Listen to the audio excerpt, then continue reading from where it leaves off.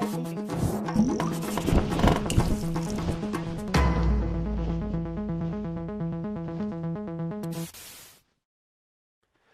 basic part of training for any war is to know the enemy, inside and out. One big reason pornography keeps such a hold over us is that we get confused about what it actually is. It's time to blow its cover. In this module, we'll be breaking down what we're up against in a number of ways, starting with an exploration of how we got to this point as a society in the first place.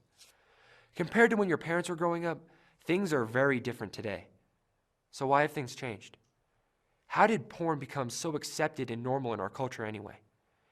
There are lots of reasons, but for now, over the next few videos, we'll focus on the 4 biggest contributors to how our culture became so pornified over the last several decades. The first contributor is something we've already spoken about plenty: a lack of knowledge. When we look back on our world's history and even our own personal history, we find that most of the time when we do something that is harmful to ourselves, it's because we just didn't know any better. Knowledge is often something that comes slowly and with time. As we discussed earlier, it was only recently that we started to discover that pornography was something that could be addictive and had harmful effects. That was not something we had a whole lot of scientific evidence on 30 years ago. In fact, around that time, one prominent person was arguing just the opposite, claiming that pornography was natural and even healthy. In 1948, Dr. Alfred Kinsey argued that all forms of sexual behavior should be normalized, and that people should pursue their sexual urges no matter how young or old the person was. At about that same time, one businessman took advantage of the same lack of knowledge, and a magazine called Playboy started hitting the newsstands. Playboy attempted to present pornography as something respectable by marketing itself as a men's lifestyle magazine with renowned journalists writing articles on topics ranging from politics to sports to fashion, which appeared alongside pornographic images. Because of this marketing tactic, the magazine's acceptance grew and paved the way for other publications to follow suit. Since then, thousands of magazines, film producers, and marketers have joined together to form an industry that today makes 4 times more money than the NBA, NFL, NHL, and MLB combined. Would all of this have happened if the public had been aware of the true effects of pornography on individuals and relationships? No way. Because of the overall lack of education and awareness on the true effects of pornography, we have allowed our society to become engulfed in a sexually hijacked culture. Contributor number 2, crazy awesome technology. Pornography has been around for a long time. It has shown up on cave walls, on ancient Greek pottery, and in medieval paintings. For the most part of human history, however, up to our parents' generation, pornography was something you had to, do some work to find. You either had to go somewhere or buy something. It certainly wasn't in everyone's face. All that started to change about 40 years ago with the creation of VHS tapes in 1971. Do you remember VHS tapes? Those giant black cassette tapes that play movies? The invention of VHS tapes made it possible for the first time for people to bring movies into their own homes. It also meant that you could record your own personal videos, something that was unheard of before. As a result, video rental stores opened up everywhere, many of them with a back room for pornographic rentals. And just like that, pornographic movies were suddenly showing up at home. DVDs soon replaced VHS tapes, and public acceptance of pornography continued to expand. Then came the internet. Boom. In 1993, an invention that changed the game forever. The internet has influenced nearly every aspect of our lives today, with the benefits that are obvious. Unfortunately, this invention has also multiplied the prevalence of pornography in our society exponentially. Almost overnight, pornography became available to anybody with an internet connection. It could be accessed without ever leaving your home. People didn't even have to rent anything. Today, many of you are walking around with some kind of internet-enabled mobile device, such as a laptop, smartphone, or tablet. Did your parents have those things growing up? Not even close. At that time, if someone wanted to access pornographic material, they had to go out and find it. And in most cases, the fear of getting caught was enough for them to keep their addiction at bay. For you, All the best and worst of the universe is just a few clicks away. Ain't technology great? Contributor number 3, the almighty dollar. Technology alone, of course, is not responsible for our pornified culture. At its most basic level, the media is just a messenger, neither positive nor negative in itself. As you know, technology can be used in many ways and for many reasons. And one of those reasons is this: making money. Once that becomes the top goal of those producing media, guess what? Anything that makes more money is fair game, even if it hurts people. And sure enough, it didn't take long for someone to try using sex to make more money. The earliest known use of pornography in advertising was by the Puro Tobacco Company in 1871, when the company featured a naked woman on the package cover. Another example is Woodbury's facial soap, a women's beauty bar. It was almost taken off the shelves in 1910 because nobody was buying it. The company gave one last attempt to increase sales by releasing an ad for the product that contained images of romantic couples and promises of love and intimacy for those using the brand. Guess what happened after they did that? Yup, their sales shot up significantly and they decided to keep the product on the shelves. Over the years, advertising companies have continued to find that sexuality is an effective way to increase a company's bottom line. Why do you think that is? To answer that question, let's think back to the brain science of addiction. As with drugs or alcohol, remember that high levels of chemicals are released into the reward pathway of the brain when someone is viewing pornography. That chemical flood starts not from injecting or inhaling anything, but instead from simply just taking images in through the eyes. Without knowing it, the media acts as this drug's distributor. And all an advertiser or TV producer has to do to get those addictive chemicals pumping in your brain is to show a little skin. As soon as media producers and advertising agencies realized that sex sells, it changed everything. Today, they continue to push closer and closer toward full-blown pornography because they know it will likely mean more dollars in their pockets. Anyone else a little irritated? Contributor number 4, things take time. So with all the new research, what's taking so long for things to change? Let's talk about the last contributor. Cultural change happens extremely slow. First, science has to catch up with the truth. Then society's behaviors have to catch up with science. Bottom line, things don't change quickly. Tobacco, once again, provides a helpful illustration. People have been smoking for thousands of years. And for almost that long, most were convinced that it was harmless or even good for them. It wasn't until 1938 that Dr. Raymond Pearl discovered that smoking tobacco could cause lung cancer. And what do you think happened next? Did society immediately reject tobacco and build statues of Dr. Pearl, thanking him for a discovery that could save millions of lives? Nope. In fact, very few people even heard about him because the massive tobacco industry silenced his research and prevented it from going public.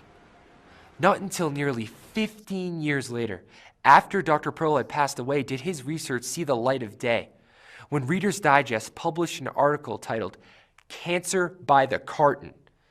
That forced a public debate that eventually turned into a lawsuit that found its way to the Supreme Court, where the tobacco industry testified under oath that their product was in no way addictive.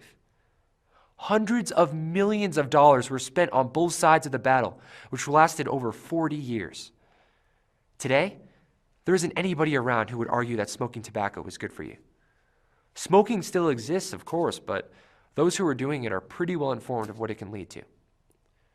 See, we're working for the same awareness to happen with pornography. Over the last few decades, hard evidence has emerged that pornography can actually cause harm to our brains and our relationships. However, this doesn't mean that our culture will immediately change its attitudes and perceptions on the issue. It will take years, perhaps decades, to have a complete cultural shift. Just as we look back and laugh at how we once thought smoking was good for you, one day, your kids will look back on this time and say, "Remember how we thought pornography was harmless? Yeah, that was crazy." At least you're ahead of the curve. So, there you have it. Ignorance, technology, money, and time. Now that we've reviewed these 4 contributors to where we are today, let's talk a little bit about pornography itself.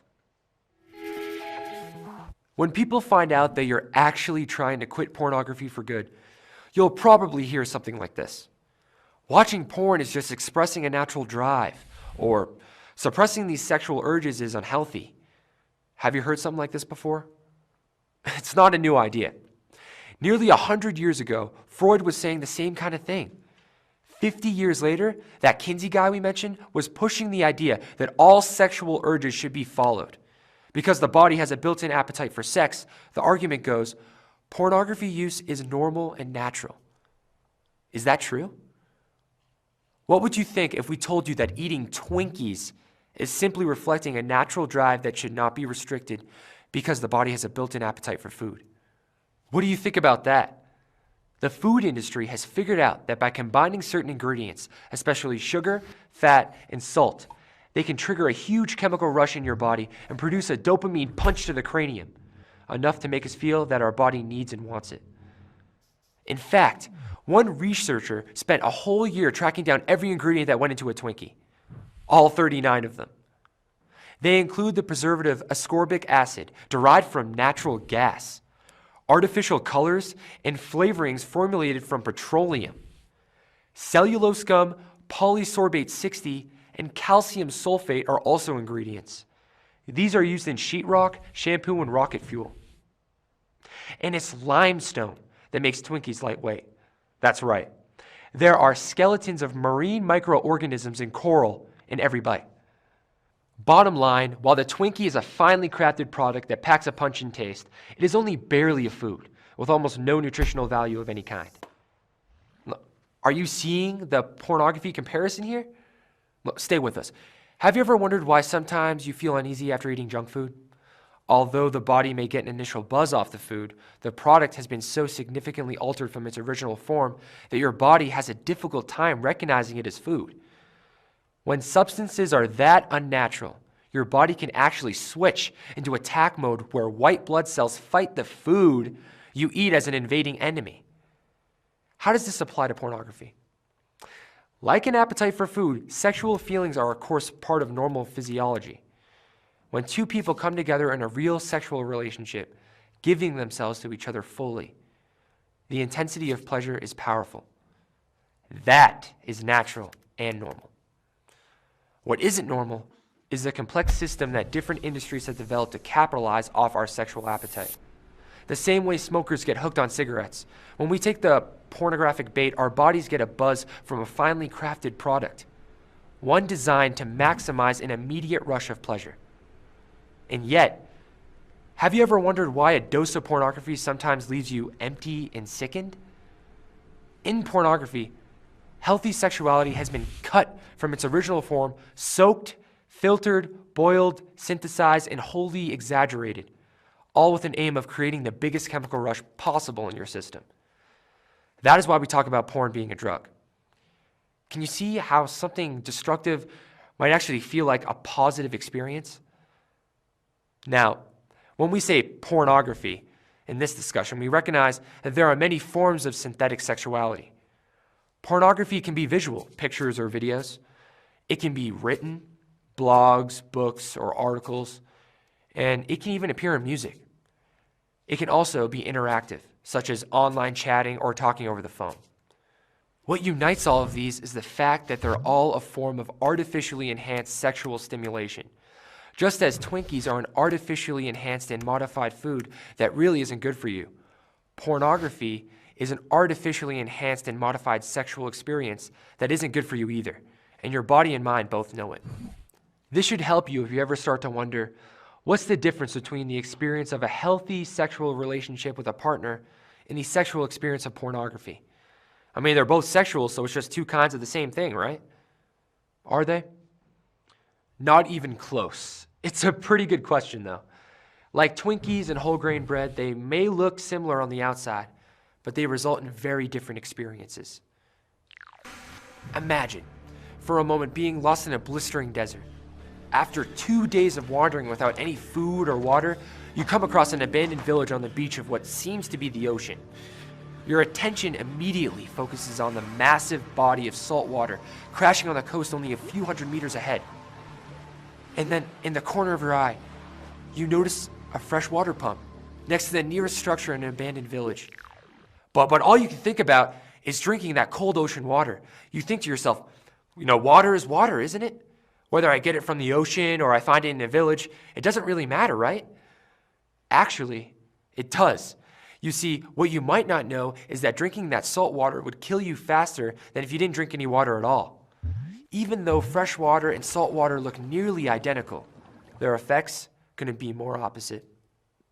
One replenishes and strengthens your body, and the other harms your body. In a similar way, sexuality is expressed in many different forms. Forms that can look similar from the outside. Depending on the details, however, they can have a totally different effect. So what are those details that make such a big difference? Let's start with the biggest. The presence of another actual person. In a pornographic sexual experience, rather than interacting with another human being, your physiological system is being manipulated to respond to an image with the body provoked by someone who is not really there. As this happens, your brain releases oxytocin, which is referred to as the bonding chemical. This chemical is meant to create a sense of connection or bond between two loving individuals. In a pornographic experience, however, that chemical is being released in association with a hollow image behind a computer screen or a magazine page. That is pretty confusing to the brain, and over time, your ability to bond with another real person weakens. Basically, pornography is a counterfeit. It's a lie. What it teaches you about sex and those you are attracted to is not only false, but in many cases, it's also destructive. It won't bring you a sense of connection, acceptance, or love. It won't vitalize or strengthen your relationship. It will slowly change your perceptions of women and men and distort your ideas of what a healthy sexual relationship should look like. We've said a lot so far about the research showing the true effects of pornography.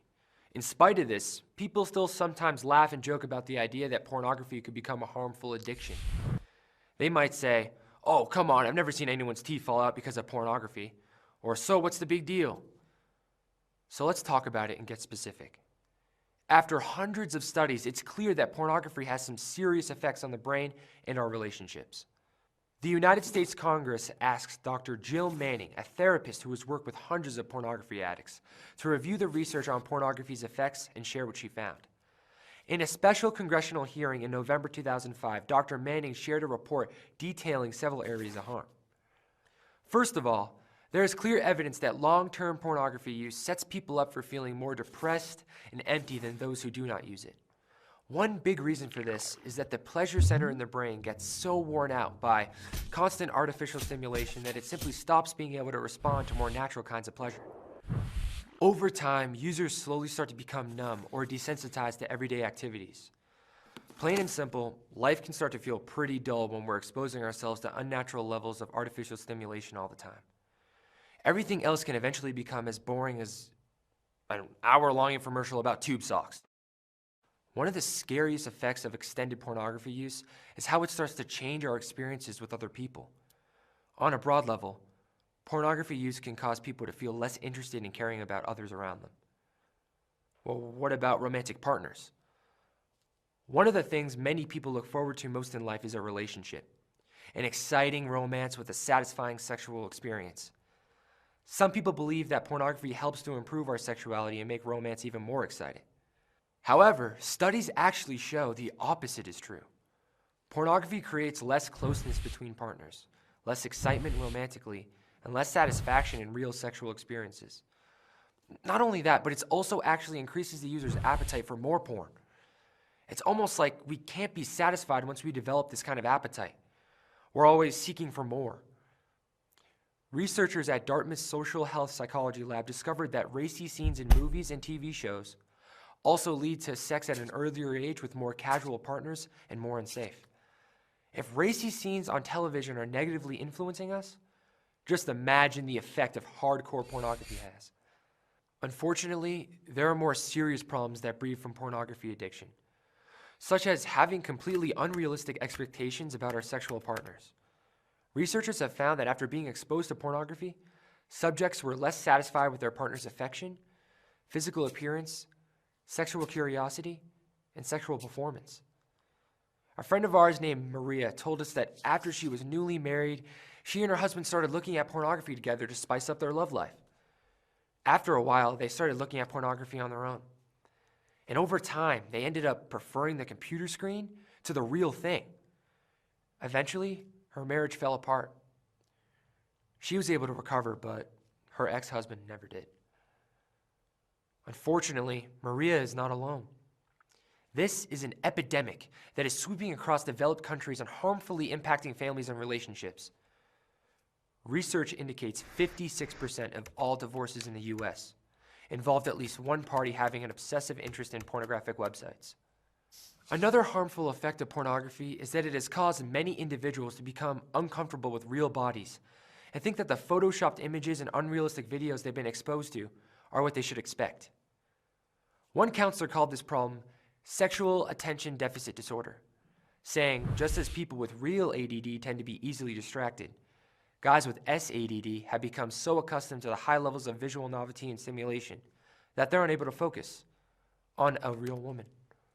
And guess what? The same thing goes for women in general. They begin to compare their sex lives to what they see as much more glamorous and arousing on screen.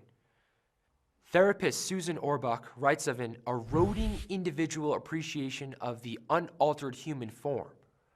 And another researcher summarized her findings from hundreds of interviews by saying that individuals are developing a distorted sense of what a normal woman's body is, adding, suddenly a normal woman's body looks abnormal. In addition to distorting perceptions, expectations of sexuality, relationships, and the appearance of partners, the FBI's statistics show that pornography is found at 80% of the scenes of violent sex crimes or in the homes of the perpetrators. But let's go back to where the rubber hits the road for all of us. Our relationships. And not just any relationships, but the ones we care about most. Research shows that pornography leads people to care less about committing to anyone for very long, especially in marriage. Statistics show that if they do get married, individuals with pornography problems are more likely to have tension with their partner, to have less interest in having children, and to pay less attention to the children that are born. They also have an increased likelihood of cheating, separation, and divorce. Oh, good old pornography, supporting family values since never. Look, don't get discouraged though. The opposite pattern is also true. Individuals who leave pornography behind and cultivate a healthy perception of what bodies should look like are significantly more likely to be involved in a committed, healthy relationship. As we said at the beginning, today can be a new day for any one of us. Before diving into exploring your own situation, we need to talk about something pretty serious. One more facet of this industry aiming to make you a lifelong customer. To those of us who end up watching it, pornography can appear to be a fantasy world of pleasure and thrills. The experiences of those who create and participate in making pornography, however, are often flooded with drugs, disease, rape, and abuse. It's easy to be unaware of all these shady details that go in behind the scenes.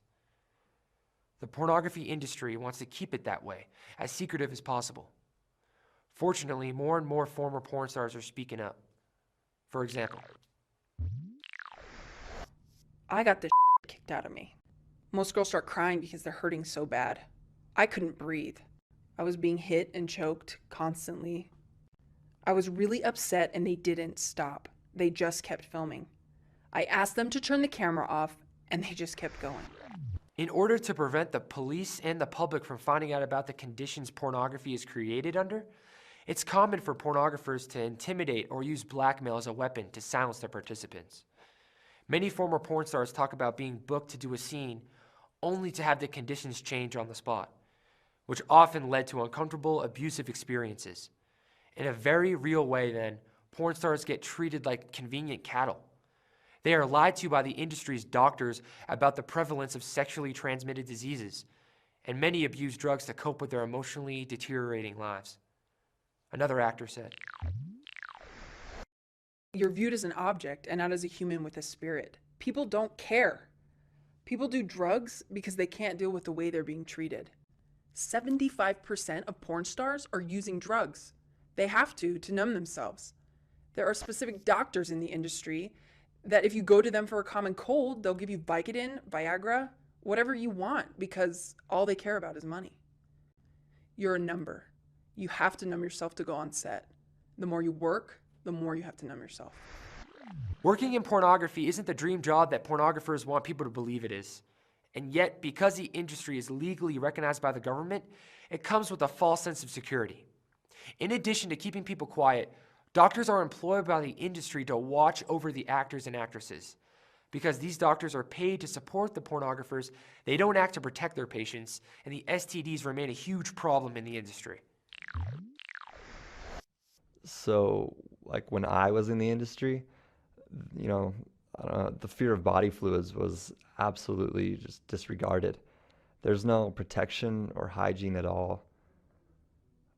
You know, we weren't even allowed to use condoms. The constant spreading of germs, like disease-ridden material, it's not even considered by the employees of the production companies.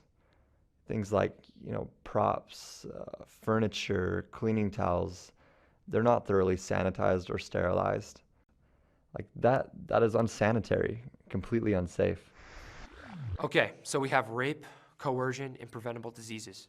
Well, what else happens? Sex trafficking, aka modern slavery for sexual purposes. That's what. You might be thinking, wait, that stuff really happens? Sadly, yes. Sex trafficking is a $32 billion per year industry. According to the UN, more than 9.7 million people around the world are ensnared in sex slavery at any given time, including young boys and girls. And guess what the majority of these individuals are forced into doing? You guessed it, porn. Their lives are threatened if they don't make it look like they're enjoying what they're doing. That means the millions of people who think they're viewing harmless porn are often literally watching someone being forced against their will to participate in sexual acts. I literally became a prisoner. I was not allowed out of his sight, not even to use the bathroom, where he watched me through a hole in the door. He slept on top of me at night. He listened to my phone calls with a .45 automatic 8-shot pointed at me. I mean, it's hard to imagine, but could it get any worse? Unfortunately, it can, and it does. One actress was reported missing after a film session. A month later, she was found with multiple stab wounds with DNA evidence tying her murder back to her photographer. You know, some might think, that kind of thing happens all over, not just in the pornography industry. Well, that's true. However, these stories and testimonies from ex-porn stars are surfacing more and more. Some that have escaped have dedicated their lives to speaking out against the industry, such as Shelley Lubin, Elizabeth Rawlings, and Danielle Williams. During the development of the Fortify program, we received several direct emails from former porn stars telling us their stories. Nearly all of them asked that we keep their identity a secret for fear of being harmed by their former employers. Here's an example of one of those emails. I speak from experience to say that there are victims and survivors who have been drugged and forced into this ugliness against their wills. I realize that this statement flies in the face of the mainstream, stereotypical, mono-thought mentality that porn is voluntary, and that, oh, she likes it, she asked for it, she chose it. Although that may be true for some, many are coerced into agreeing with whatever their pornographer says just to stay alive. We have been humiliated beyond description and carry that with us 24/7. Our minds are numbed and in many cases drugged into stupor or amnesia for the painful tearing at our bodies and our souls just to be filmed, forever recorded for someone's sick fantasy to come alive for momentary gratification. I was drugged before each filming. Sometimes it was with an amnesiac, sometimes with a paralyzing drug, sometimes with pain blockers, and sometimes a crazy combination of all of the above. We lie to cover up the truth, much the same way the victim of domestic abuse lies, conceals, and hides. We do not have the words to speak out because our pain is too graphic, and it is next to impossible to describe what happened to us because of the mainstream mentality. We are met with dismissals and denials, with excuses, like that couldn't have happened because girls and women look like they enjoy what's happening to them. Some of us have succumbed to drug addictions, some to insanity, some to crippling isolation, and others to death. Wow. Doesn't that leave you a little sick to your stomach? Not only does pornography have harmful effects on the user, but the industry itself and those who participate in it deal with incredible harm to their bodies and overall lives. Now, bottom line, the industry's efforts to portray an atmosphere of glamour, fame, and fortune have allowed them to get away with illegal, unethical, and corrupt behavior. In addition to all the personal reasons you have to rebel against this industry, keep in mind the reality of those being victimized every day. We don't have to stand for it. Not anymore. All right, fighters. We know the last video was heavy, but knowing what you now know is a crucial part of understanding our enemy. Now it's time to get more specific on how exactly we're going to beat this thing. The real reason you're here is you want to get rid of this addiction. You've been trapped for far too long, spinning like dirty laundry, and you've had enough. We want to help you get out. And to do that, we need to first talk about what exactly you're stuck in. Have you ever heard of the addiction cycle? The addiction cycle is something that you're probably familiar with, whether you realize it or not. That's because many of us have been gripped in its headlock for a long time. This cycle describes the pattern many of us get stuck in. A pattern that we're not usually entirely conscious of. In fact, one reason the addiction cycle has such a hold over us is that it usually goes undetected by our radars. So, we're going to change that right now. By talking about the cycle openly, we're going to begin decreasing its power over all of us. Let's give you a visual to reference as we talk about it. If you look up in the top left corner of the addiction cycle, you'll see Start. That's where we all begin. You'll notice above that there are several life problems that you're probably familiar with. These discomforts are normal and unavoidable. Everyone has them to some degree or another. Stress, anxiety, pressure, boredom, and loneliness happen to all of us. And it's natural to want relief from these discomforts. What pushes someone toward addiction is when we start to respond to these discomforts of life in one specific way, trying to escape them. What do we mean by that? Seeking relief, of course, can be a good thing. We're not talking about all the positive things you can do to relieve pain when you're hurting. We're talking about an extreme demand to get rid of any discomfort we are facing at any cost. For many people facing addiction, trying to find an immediate escape from these discomforts of life is a big reason they drink, smoke, do drugs, or use porn. Scientific research has confirmed that trying to escape from discomfort lies at the heart of many addictions. After all, thinking that we shouldn't feel what we're feeling makes it easy to start thinking that we've got to find something to numb us out. It's at this point that it becomes easy to start to think about some website or a video that will bring immediate but temporary relief. We call this entertaining the idea of using. In most cases, this all happens without our even realizing it, without us even being aware that this cycle is even going on and pulling us in. At this point, we have released the steering wheel and let autopilot drive the bus.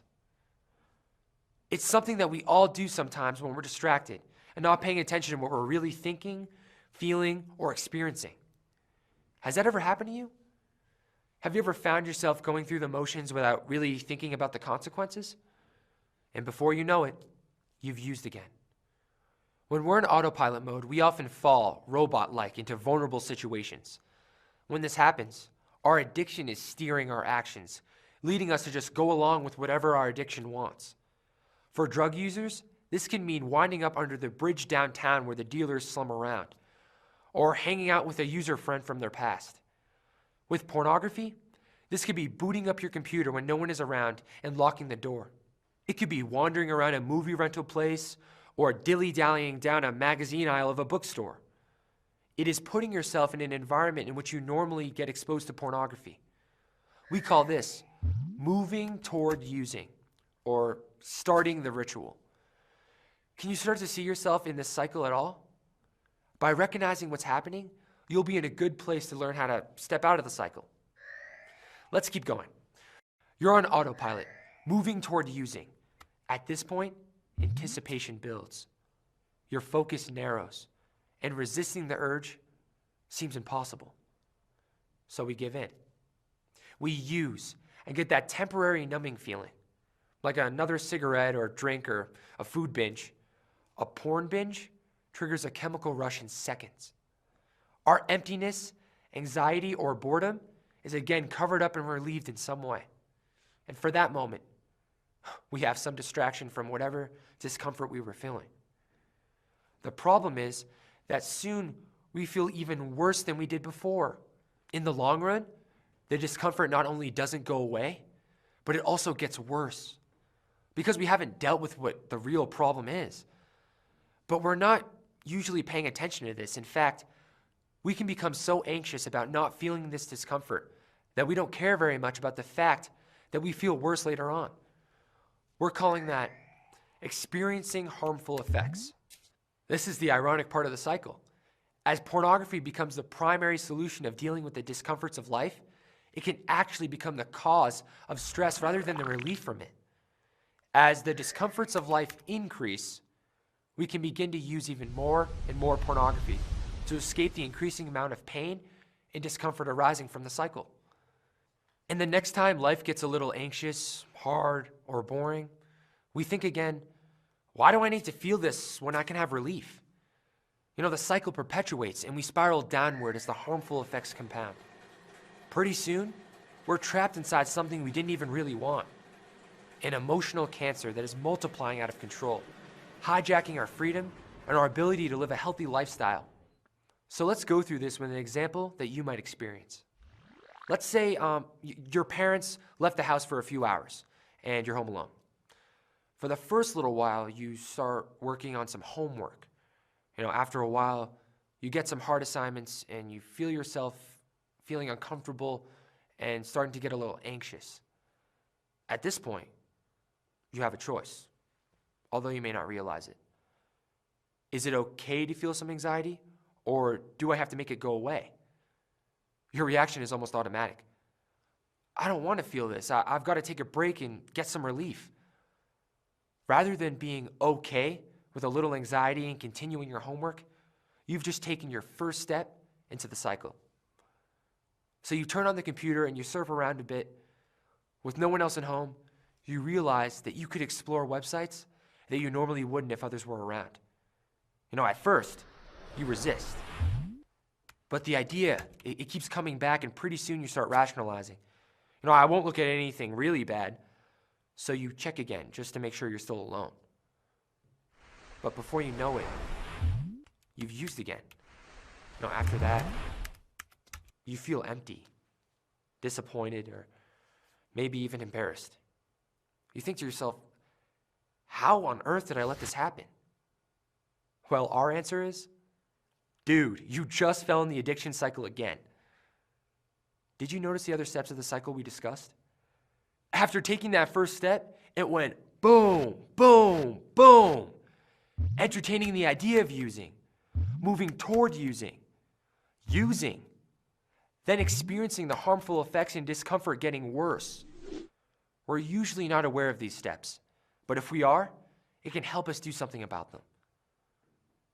Now that you're aware of the addiction cycle, you probably realize something pretty cool, something that we talked about earlier. You are not your addiction. You now have a visual of the larger problem, and it's not just about you. You can finally separate yourself from your behaviors and start to look at your addiction in a new way.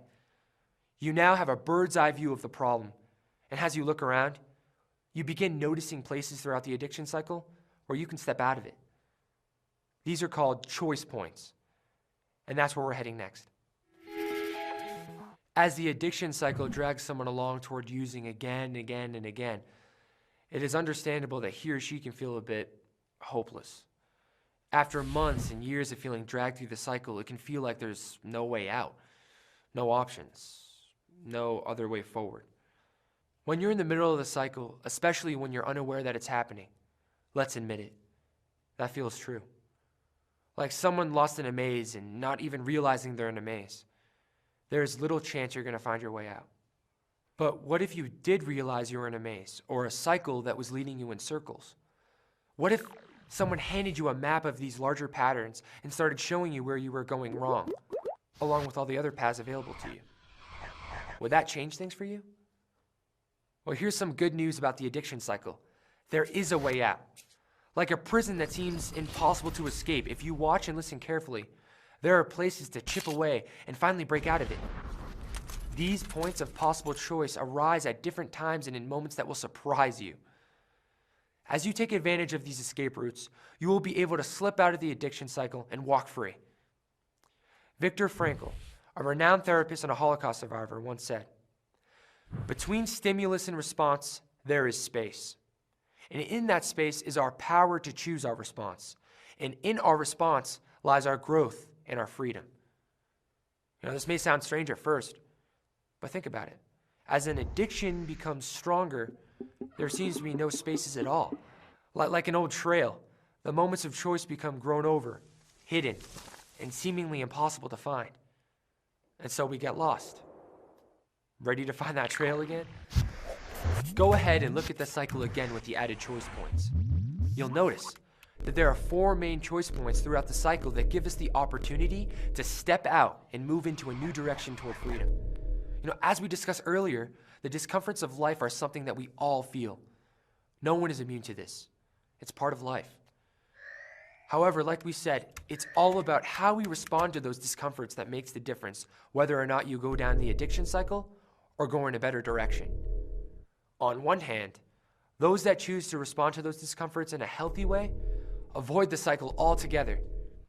Instead of trying to just escape the discomforts, there are an infinite variety of things that we can do in the moments of discomfort to help us work with and move through these feelings. Talking with friends, getting outside, reading something, taking some quiet time. Those are just a few examples. If you continue to respond in a healthy way, guess what? The discomforts of life can actually begin to decrease over time. They don't feel as heavy, and some of those discomforts can even go away for good. And then on the other hand, if we try to escape, we're not focused on adjusting our lives in the way that gets to the root of the discomfort. Instead, we're focused on something else, making the discomfort go away, now. And there goes your first choice point. Do you really want to make that choice? Do you really have to focus your energy on escaping the discomfort immediately? Or are there some other steps that are wiser, that will lead you to real long-lasting relief? Soon, we'll be talking about more details of what these healthier steps look like. But for now, we just want to point out that a choice exists right where we weren't looking, between the moment of discomfort and the moment of deciding we have to escape. But do we really have to escape? Let's say we decide we do want to make the discomfort go away by escaping rather than facing it.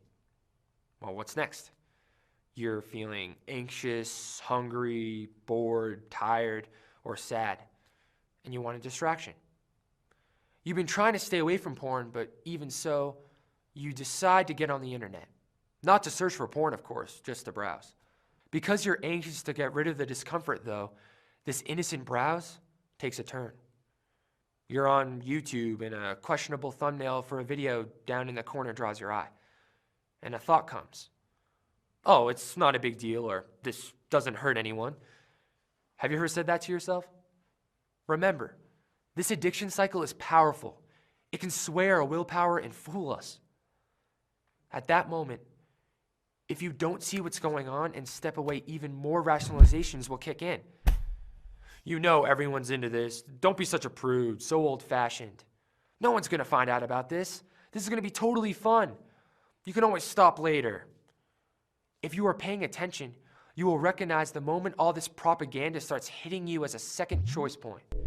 Another chance to escape from this miserable cycle. So what do we mean? In the past, it's understandable if you've done what many do, accepting the rationalizations and following them as if they were reality. But what if you saw them differently? What if you saw them as a programmed script that was being fed to you? A script that you can notice and reject.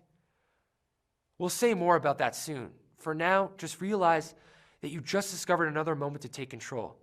Another place where you don't have to be blindsided by the enemy anymore. You've already got 2 moments where you can step away from the cycle. If you choose not to take those turns, then naturally you will end up moving toward using. Now you're closing the curtains and adjusting the computer's volume.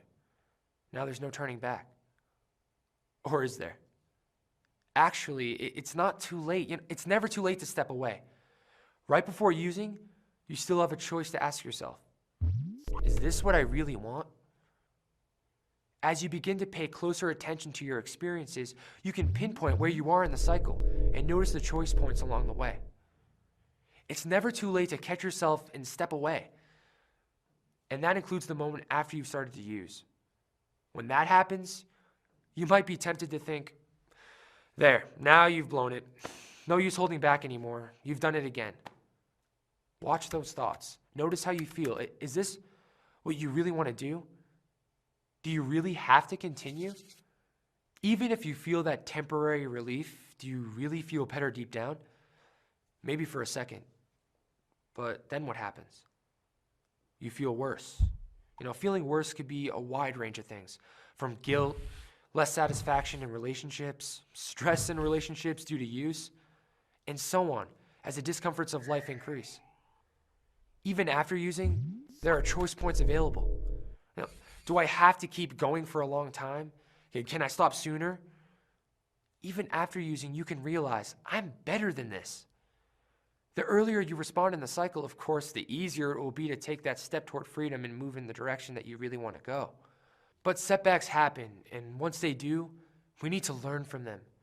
We can learn to see the kinds of conditions that set the stage for a setback and learn how to adjust and avoid them. As you practice this skill of watching your experience carefully and recognizing choice points, you will find yourself gaining more and more strength.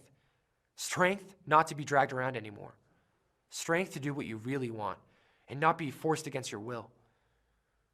You may even be able to prevent some battles entirely. It's important to realize, of course, that just because we start to notice choice points, that doesn't suddenly make things easy. You've likely been doing this long enough that your brain has been hardwired to act a certain way. And those habits aren't going to change overnight. In the upcoming module, we're going to give you an awesome tool to help get your brain in gear. First, though, let's go over some strategies for working with thoughts when they get a little crazy. Have you ever wanted to shut off your thoughts? When facing an addiction, it's normal to have thoughts that hit us rapid fire, pushing us one way or another and making us feel a little controlled. Is there anything we can do in those moments? Of course, it's easiest in the short term to simply give in to the thoughts and let them carry us wherever they're going. We all know where that leads. The only other option seems to be trying to control and manage these thoughts by trying to force them away. Ever tried this? While this can work for a short time, it can wear us out in the long term. So, is there another way? What can we do instead? How about this? Watch your thoughts. Instead of trying to control the thoughts we don't like by forcing them away, try watching them instead. Sort of like you'd watch an interesting movie or like a scientist would watch an experiment. As you try watching your thoughts, you will discover something interesting. Thoughts come and go on their own, like waves in a sea. They sometimes change on their own like weather patterns. The brain is constantly producing thoughts to help us make sense of the world. Over time, you can come to see these thoughts for what they are. Just thoughts, rather than your reality or who you are. In other words, you can come to see that you're not your thoughts. As you begin to relate to your own thoughts in this way, you can begin to develop a pretty cool skill. Watching your mind without getting pulled into the action. Oh, there's that rationalization coming up again. Here's that propaganda again. In this way, you can learn to observe your thoughts without blindly following them and without having to act on them. The same is true with feelings. While it might sound strange, don't worry. This skill is very learnable, provided you're willing to work at it a little bit. The first time you practice watching your thoughts, you may be surprised at how hard it is and how crazy thoughts can be. One person described her thoughts as kind of like wild monkeys swinging from tree to tree all over the place. Can you relate? With some practice over time, you will notice thoughts starting to behave themselves and calm down a bit. But in the meantime, you might have to be patient with some wild monkeys. So here's the skill in very simple form. Practice watching thought rather than being thought. Practice watching feeling rather than being feeling and living every feeling out. It's definitely not easy at first, but the more you do it, the better you'll become. And depending on how you respond to thoughts, you can gain more or less control over them. In the next module, we'll give you some awesome tools that will help you get this skill down like a pro.